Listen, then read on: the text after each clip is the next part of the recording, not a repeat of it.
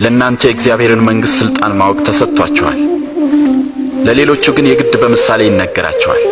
ምክንያቱም እያዩ ስለማያዩ እየሰሙ ስለማያስተውሉ ነው።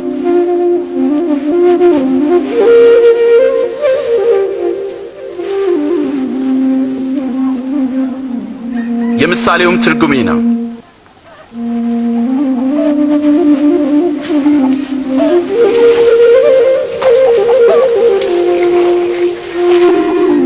ዘሩ የእግዚአብሔር ቃል ነው።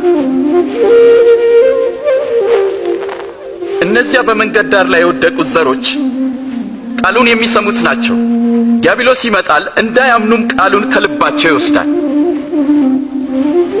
በዓለት ላይ የወደቁት ዘሮች ቃሉን ሲሰሙ በደስታ የሚቀበሉት ሰዎች ናቸው። ሆኖም ስር የላቸውም። የሚያምኑትም ለጊዜው ነው።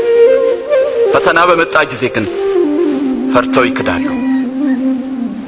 እነዚያ በእሾህ መካከል የወደቁት ቃሉን የሚሰሙት ናቸው፣ ግን ስለ ራሳቸው በማሰብ በባለጠግነታቸውና በምቾታቸው ይታነቃሉ። ስለዚህ ሙሉ ፍሬ አያፈሩ። በመልካም መሬት ላይ የወደቁት ደግሞ እነርሱ በመልካምና በጎ ልብ የቃሉን መልእክት ሰምተው የሚጠብቁት ናቸው። በምድርም ሙሉ ፍሬን የሚያፈሩ ናቸው።